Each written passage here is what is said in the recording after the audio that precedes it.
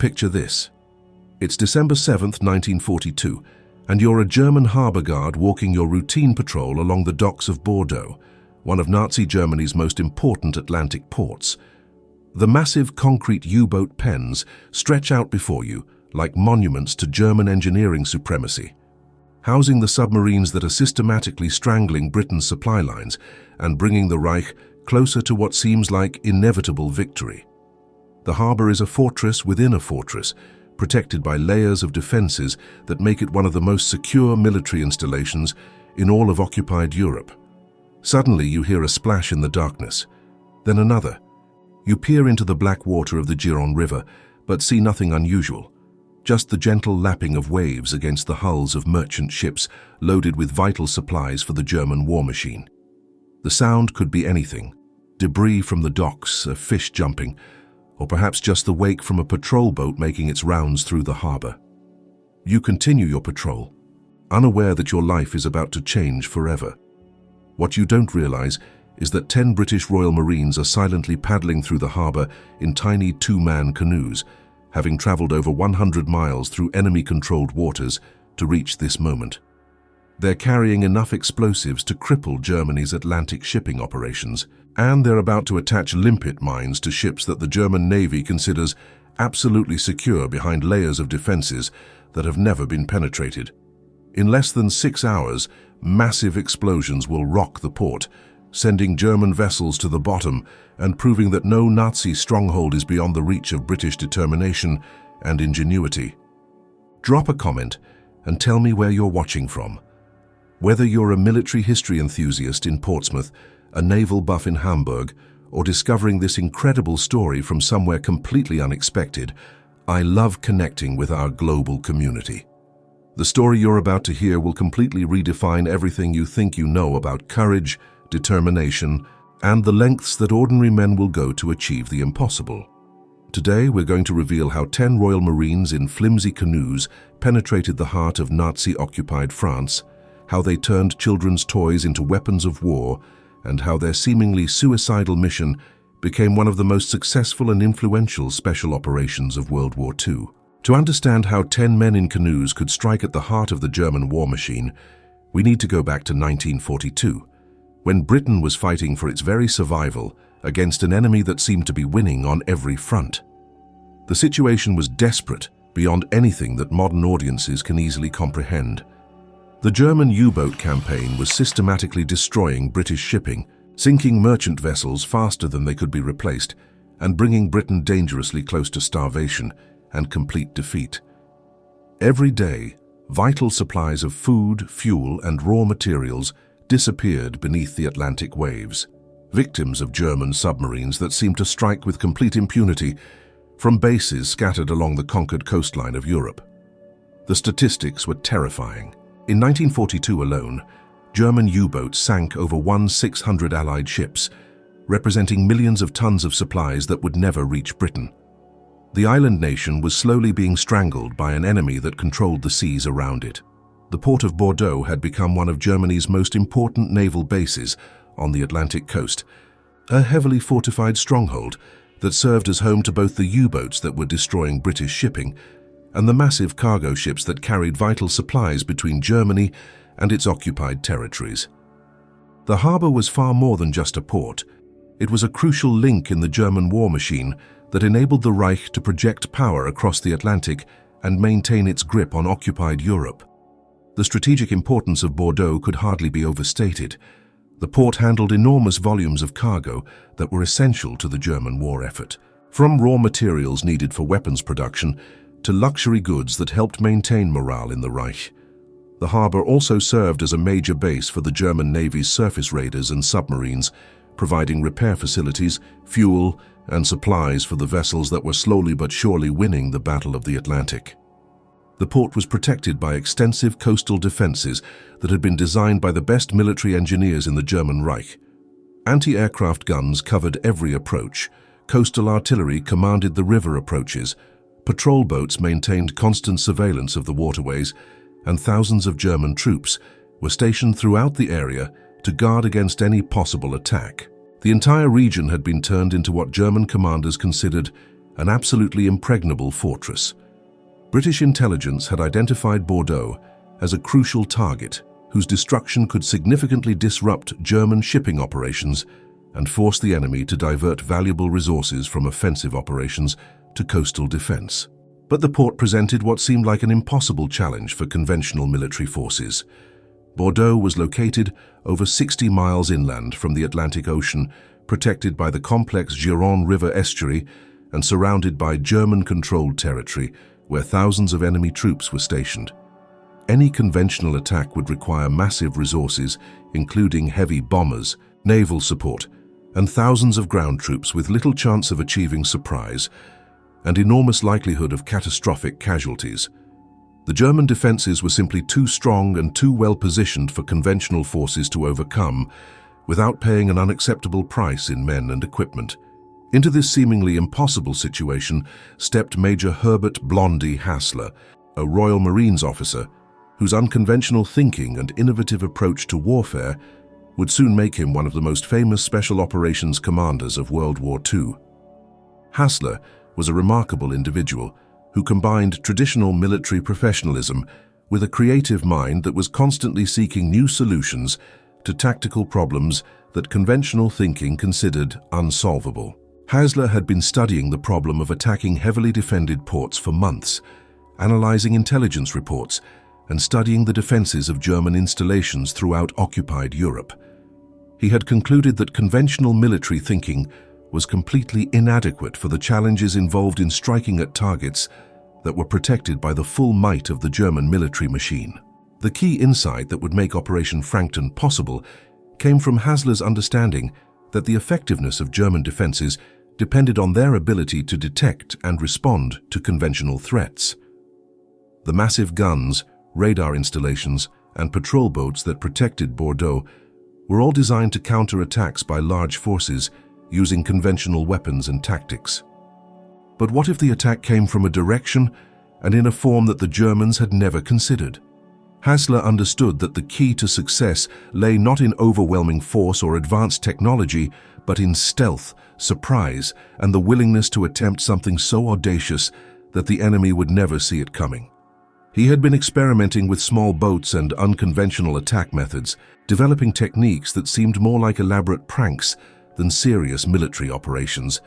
To observers who didn't understand the principles behind them, the plan that Hassler developed was so outrageous that his superiors initially dismissed it as the fantasy of an officer who had spent too much time thinking about impossible missions. Hassler proposed to attack Bordeaux using small, two-man canoes that would be launched from a submarine off the French coast. The canoes would then paddle over 100 miles through enemy-controlled waters, navigate the complex river system leading to Bordeaux, penetrate the heavily defended harbor, attach explosive charges to German ships, and then escape overland to neutral Spain. The mission would require the canoes to travel through waters that were constantly patrolled by German naval vessels, past coastal defense positions that were manned by thousands of alert troops, and into a harbor that was considered one of the most secure military installations in all of occupied Europe. The men would have to paddle for days through the brutal December weather of the Atlantic coast, carrying enough supplies for the journey, while remaining completely undetected by an enemy that controlled every inch of the territory they would traverse. The physical demands of the mission were staggering.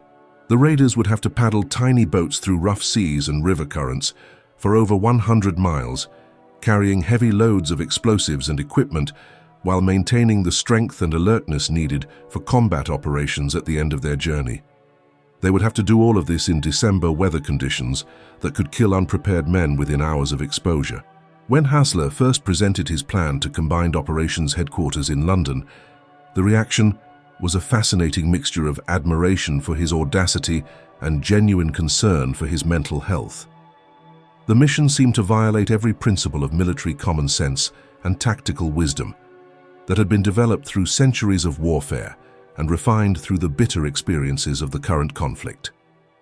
The chances of success appeared to be virtually zero when analyzed using conventional military planning methods. The likelihood of the raiders being detected during their long journey through enemy territory seemed almost certain, while the probability of their surviving capture or successfully completing their escape seemed negligible. By any rational calculation, the mission was a suicide operation that would accomplish nothing except the loss of 10 valuable men and some experimental equipment. But Britain was desperate in ways that are difficult for modern audiences to understand. The conventional approaches to attacking German shipping had failed repeatedly, despite enormous investments in men, equipment, and resources. The U-boat campaign was bringing Britain closer to defeat with each passing month, and traditional military responses had proven inadequate to counter the threat. If there was even a small chance that Hasler's audacious plan could succeed, it was worth the risk of losing 10 men and some experimental equipment. The potential strategic benefits of disrupting German shipping operations at Bordeaux far outweighed the certain costs of the mission, even if the probability of success was extremely low. The operation was approved by the highest levels of British command and given the codename Frankton, though it would later become known to history as the Cockleshell Heroes mission. The name captured both the seemingly fragile nature of the equipment involved and the extraordinary courage of the men who volunteered to use it. The term Cockleshell referred to the tiny canoes that would carry the raiders to their target, boats so small and apparently flimsy that they seemed more suitable for a peaceful day on a lake than for one of the most dangerous military missions of the war. The name was both affectionate and slightly mocking, reflecting the British tendency to use humor to cope with desperate situations. But beneath the light-hearted nickname lay a deadly serious mission that would test the limits of human endurance and courage, while pioneering techniques that would influence special operations for decades to come. Hasler began recruiting volunteers for what he honestly described as an extremely dangerous mission with little chance of survival. He was completely frank about the risks involved, making it clear that volunteers should expect to face death or capture, and that the mission would require them to operate under conditions that would test every aspect of their physical and mental capabilities. The recruitment process was as unconventional as the mission itself. Hasler was looking for men who combined exceptional physical fitness with extraordinary mental toughness, technical skill with absolute reliability under pressure, and the ability to remain calm in extreme situations while maintaining the flexibility to adapt to rapidly changing circumstances that no training could fully prepare them for. The volunteers who stepped forward were typical Royal Marines in many ways, young, physically fit, and eager for action against an enemy that had conquered most of Europe and seemed to be winning the war. But they were also exceptional in their willingness to volunteer for a mission that their commanding officer had honestly described as nearly suicidal, and in their ability to master the complex skills required for such an unconventional operation. The men who were selected for Operation Frankton represented the elite of an already elite force. They were chosen not just for their physical capabilities, but for their psychological resilience and their ability to function effectively as part of a small team under extreme stress. Each man would have to be completely reliable, as the failure of any individual could doom the entire mission and result in the death or capture of all participants. The training for Operation Frankton was as unconventional as the mission itself, combining traditional military skills with techniques that had never been used in warfare before. The men had to learn to handle their fragile canoes in conditions ranging from calm rivers to rough seas, mastering paddling techniques that would allow them to travel long distances efficiently while maintaining the stealth that was essential to their survival. Navigation training was particularly crucial, as the raiders would have to find their way through complex waterways using only basic compass bearings and rudimentary maps while operating in complete darkness and under extreme stress. They had to learn to read water conditions, identify landmarks in the dark, and maintain their course even when exhausted and disoriented by days of continuous paddling.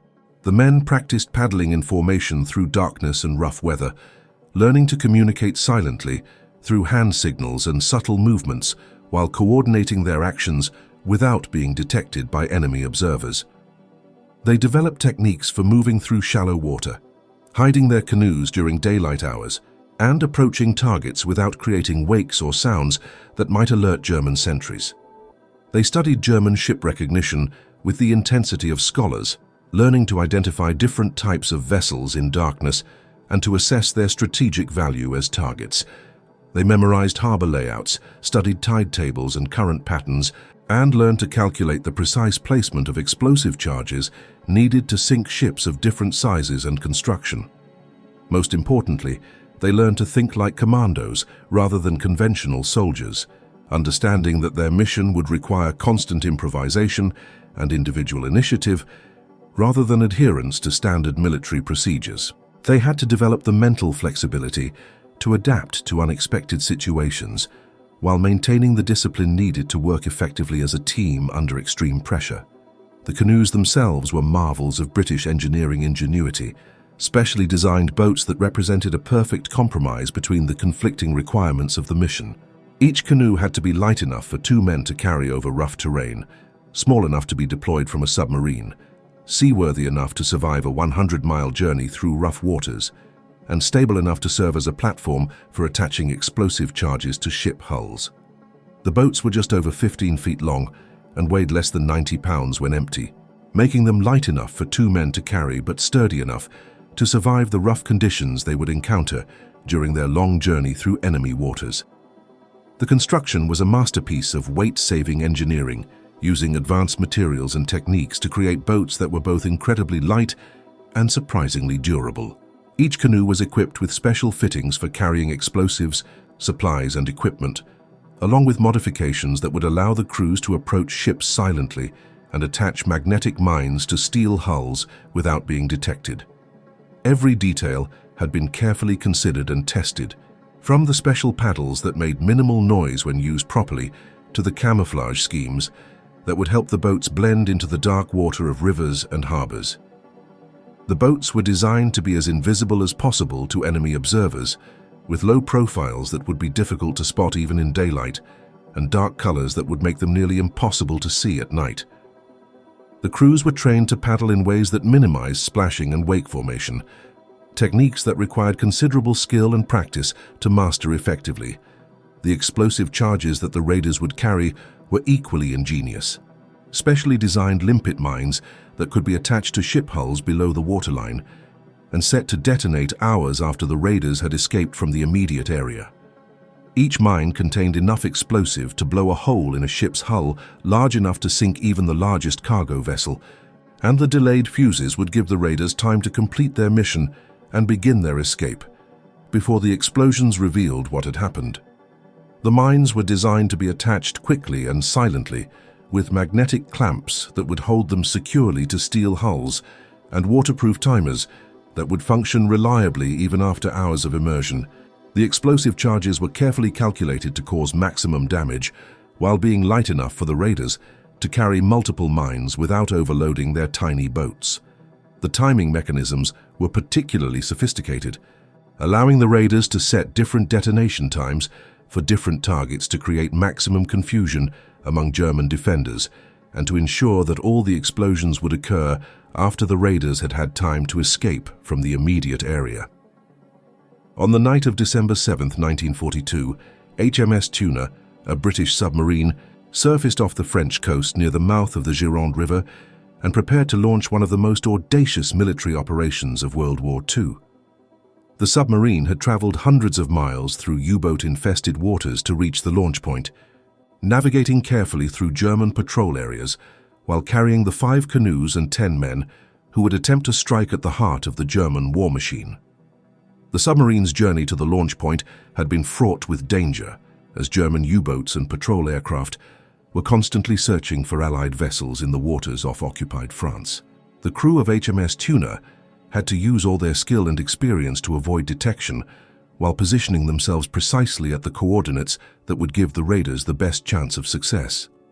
The launch itself was a masterpiece of precision and timing, as the submarine crew worked quickly and efficiently to deploy the canoes and their crews, while remaining submerged enough to avoid detection by German coastal radar and patrol aircraft.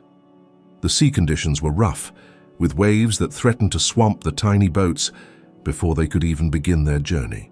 But the raiders had trained extensively for exactly these conditions and were prepared for the challenges they would face.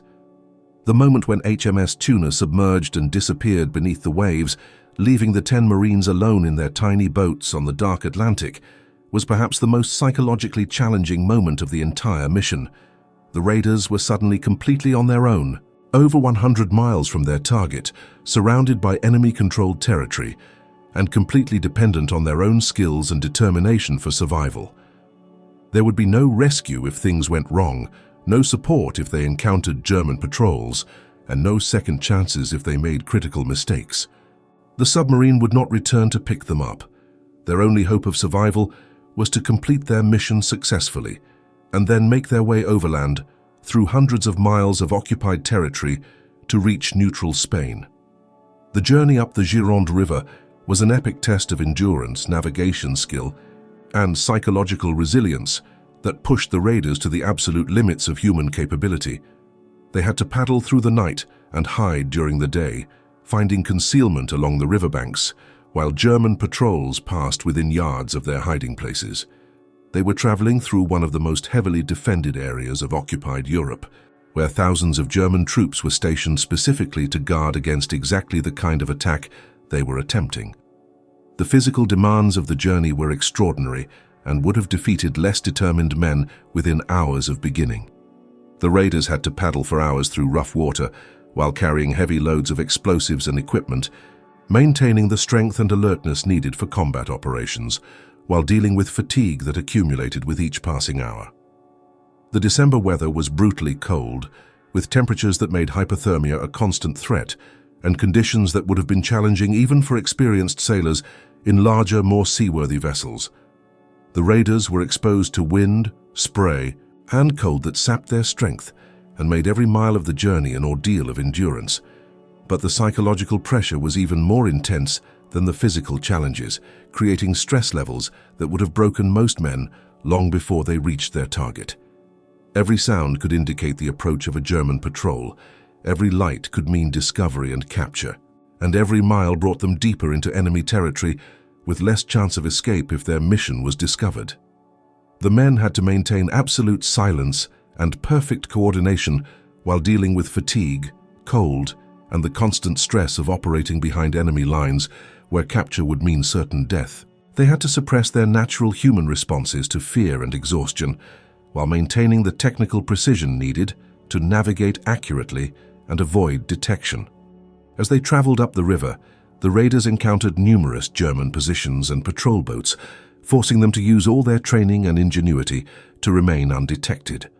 They learned to read the patterns of German patrols, identifying the timing and routes of enemy movements to find windows of opportunity for safe passage. They discovered hiding places along the riverbanks where they could conceal their canoes during daylight hours, learning to camouflage their boats and equipment so effectively that German patrols could pass within feet of their positions without detecting them. They developed techniques for moving silently through shallow water and for approaching German positions without creating disturbances that might alert sentries. The navigation challenges were immense and required skills that no amount of training could fully prepare them for. The men had to find their way through a complex river system using only compass bearings and basic maps, while avoiding German positions and navigating around obstacles in complete darkness. They had studied the route extensively during training, but the reality of navigating through enemy territory, while exhausted and under extreme stress, was far more difficult than anything they had experienced in preparation. River currents, tides, and weather conditions all affected their progress and navigation, forcing them to constantly recalculate their position and adjust their route to account for factors that could not be predicted in advance. They had to maintain their course while dealing with fatigue that affected their judgment and physical coordination, making accurate navigation increasingly difficult as the journey progressed. After 3 days of grueling travel that tested every aspect of their physical and mental capabilities, the surviving raiders finally reached the approaches to Bordeaux harbor, where they could see the massive German ships that were their ultimate targets. The harbor was exactly as heavily defended as intelligence reports had indicated, with patrol boats, searchlights, and guard posts that made any approach seem impossible to men who were already exhausted by their long journey. But Hasler and his men had not come this far to be deterred by German defenses, no matter how formidable they appeared or how tired the raiders had become. They had trained for exactly this situation and were prepared to use stealth and audacity to achieve what conventional forces could never accomplish through superior firepower or overwhelming numbers. The final approach to the target ships required all the skills and courage that the raiders had developed during their training and their long journey through enemy territory. They had to split into pairs and coordinate their attacks on multiple targets while maintaining the stealth that had kept them alive during their journey up the river. The raiders split into pairs and began their final approach to the target ships, moving silently through the dark water while German guards walked their patrols just yards away, completely unaware that enemy commandos were operating in what they considered one of the most secure harbors in occupied Europe.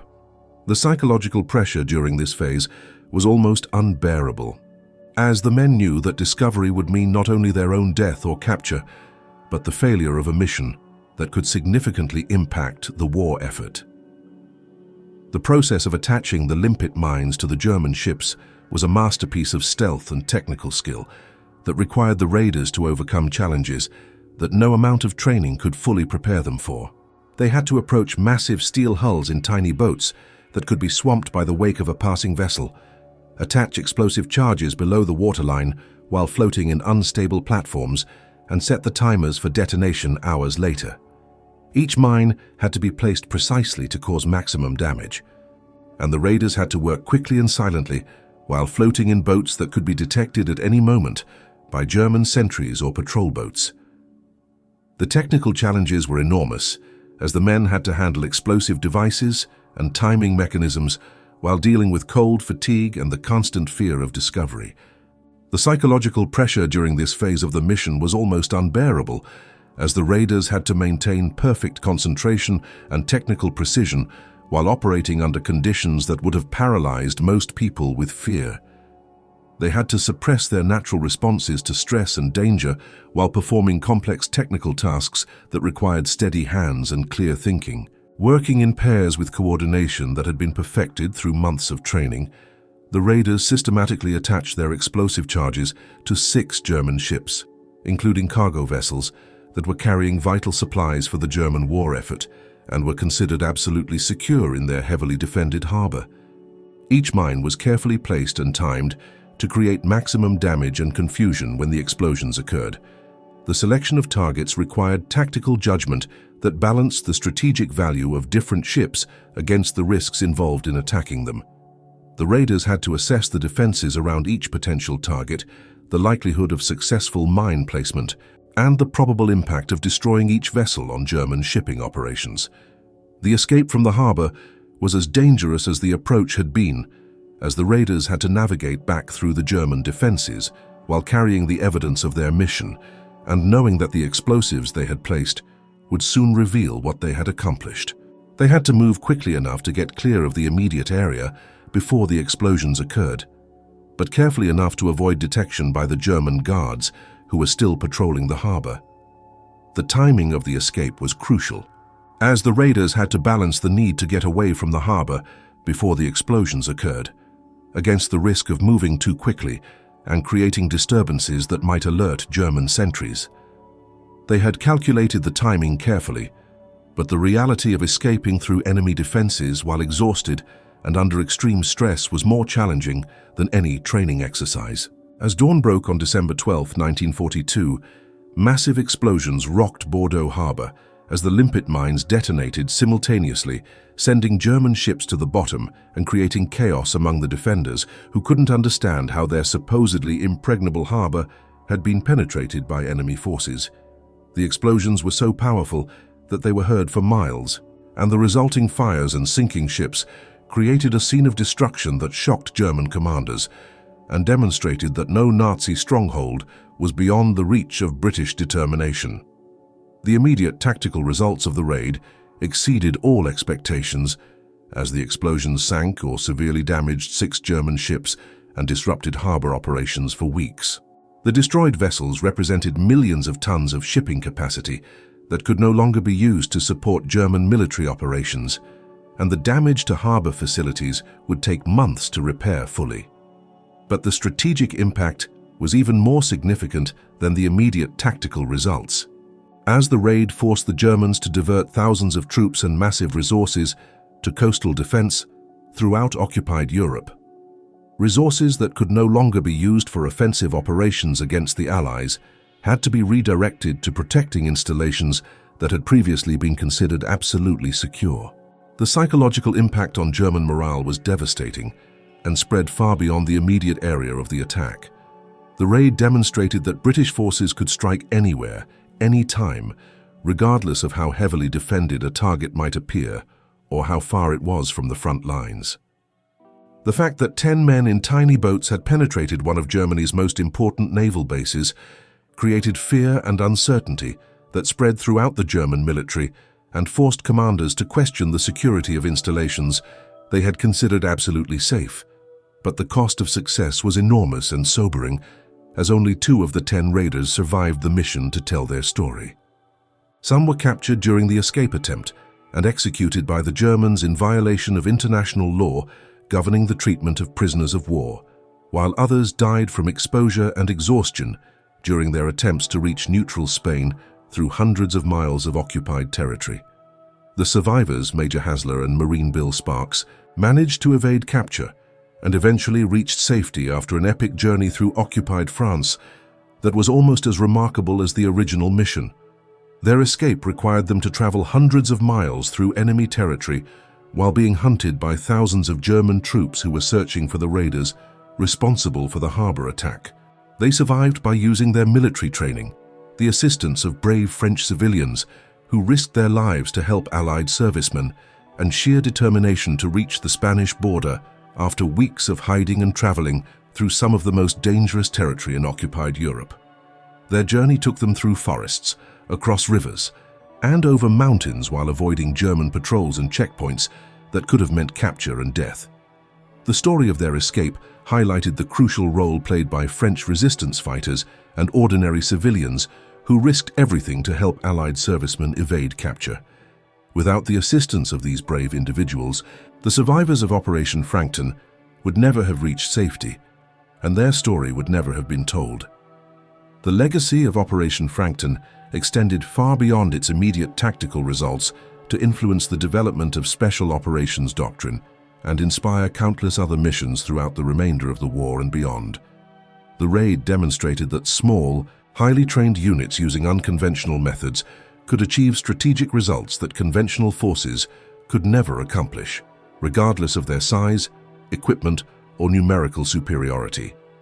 The mission proved that innovation and audacity could overcome seemingly insurmountable obstacles, and that the most effective military operations were often those that challenged conventional wisdom and established procedures. The success of the Cockleshell heroes inspired the development of special forces units throughout the Allied military and influenced tactical thinking for decades after the war ended. The mission also highlighted the crucial importance of individual initiative and determination in military operations, as the success of the raid depended entirely on the ability of individual Marines to overcome seemingly impossible obstacles through skill, courage, and absolute refusal to accept defeat. The raiders had to improvise solutions to problems that no training could have prepared them for, and their success demonstrated the value of selecting and training individuals who could think creatively under extreme pressure. The technical innovations developed for Operation Frankton influenced the design of special operations equipment for decades after the war. As military engineers studied the canoes and explosive devices used by the raiders to develop improved versions for future missions, the principles of stealth, surprise, and precision that guided the mission became fundamental elements of modern special operations doctrine that continues to influence military thinking today. The raid also demonstrated the crucial importance of thorough intelligence gathering and meticulous planning in special operations, as the success of the mission depended on detailed knowledge of German defenses, harbor layouts, tidal conditions, and escape routes that had been gathered through months of careful intelligence work by agents who risked their lives to provide accurate information. The raiders had studied every aspect of their mission in minute detail, memorizing maps, tide tables, and target information that would be crucial to their success. This preparation was essential to their ability to adapt to changing circumstances and overcome unexpected obstacles that no amount of training could have fully anticipated. The psychological warfare aspects of Operation Frankton were as important as its tactical results, as the raid created fear and uncertainty among German forces that was far more valuable than the physical damage it caused. The knowledge that British commandos could strike anywhere, anytime, forced the Germans to divert massive resources to defensive measures and created a climate of paranoia that affected military operations throughout occupied Europe. The story of the Cockleshell heroes became a powerful propaganda tool for the Allies, demonstrating British determination and ingenuity, while inspiring resistance fighters throughout occupied Europe. The image of 10 men in tiny boats striking at the heart of the German war machine captured the imagination of people around the world and showed that even the most powerful enemy could be vulnerable to courage and determination. The human cost of the mission was a sobering reminder of the price of victory in World War II, as 8 brave men gave their lives to achieve a strategic objective that conventional forces could never have accomplished, without enormous casualties and uncertain prospects for success. Their sacrifice was not in vain, as the mission contributed significantly to the eventual Allied victory and demonstrated the effectiveness of special operations in modern warfare. Today, as we face our own challenges and obstacles that seem insurmountable, the story of Operation Frankton reminds us that no objective is impossible if we are willing to think creatively, prepare thoroughly, and commit ourselves completely to achieving our goals. The Cockleshell heroes proved that size and equipment matter less than determination and ingenuity, and that the most effective solutions often come from approaches that conventional wisdom considers impossible or impractical. The next time you face a challenge that seems insurmountable, remember the 10 Royal Marines who paddled through the darkness toward an enemy harbor, carrying nothing but explosive charges and an unshakable determination to strike a blow for freedom. Remember that they succeeded not because they had superior equipment or overwhelming force, but because they refused to accept that their mission was impossible and were willing to risk everything to achieve their objectives. The story of the Cockleshell heroes stands as a testament to the power of human courage and ingenuity to overcome any obstacle, and to the truth that the most effective warriors are often those who are willing to attempt what others consider impossible. Their legacy reminds us that victory belongs not to the strongest or the best equipped, but to those who refuse to give up and are willing to risk everything for what they believe in. Stories like Operation Frankton reveal the incredible courage and innovation that characterized the special operations of World War II, when ordinary men accomplished extraordinary missions through determination, skill, and willingness to attempt the impossible. From commando raids behind enemy lines to sabotage missions in occupied territory, the war was filled with examples of small units achieving strategic results through unconventional methods and sheer audacity. That's exactly what we explore here: the forgotten heroes, the impossible missions, and the extraordinary individuals who changed the course of history through courage and determination. If you're fascinated by stories of military innovation and individual heroism, if you want to discover more examples of how small units can achieve massive results through unconventional thinking, make sure you subscribe and hit that notification bell. The history of special operations is filled with Cockleshell heroes who proved that the impossible is just another word for something that hasn't been attempted by the right people with the right determination and the courage to risk everything for victory.